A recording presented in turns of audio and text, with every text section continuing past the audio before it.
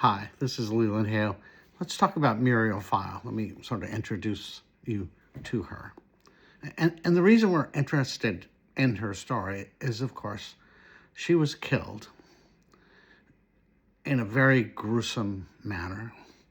I don't want to dwell on that. She was working at her business, Muriel Pfeil's professional travel service. It was September. She'd just taken her son back to his daycare center. She had a routine every Thursday, every Tuesday. She would take him to this kindergarten, pre-kindergarten really, at a local church, pick him up midday, take him to the daycare center, which was only steps away from where they lived. Now, this particular day, it was a Thursday in September. She'd done as she always had that Tuesday and Thursday. Midday, she'd gone to the church school and picked him up, taken the child to the daycare center, which was steps away, really, from where they were living in Anchorage, Alaska.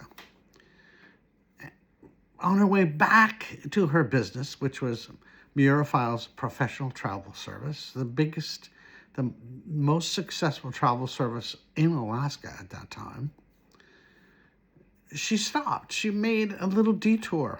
Now, she was known as one of the best dressed women in Anchorage, and it wasn't conjecture. I mean, this was a vote. I mean, so she'd get a coat. Nordstrom had some fall coats on sale. She went and picked up the coat and then drove back to the business. Now, her parking spot was not the normal one. She usually had a spot behind the business on 4th Avenue near L Street and all the courthouse and all the court buildings.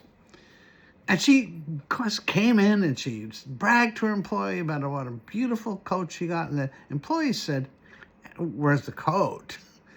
And she went out to get it, of course. And she got to the car and she realized she didn't have her keys. So she came back. And what's really curious here, is that she got the keys. Of course, she got the keys.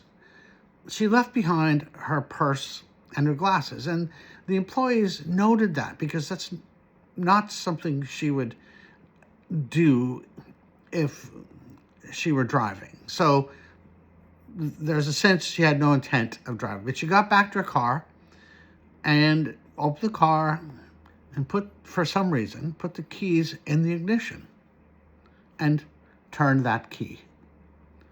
And the car blew up.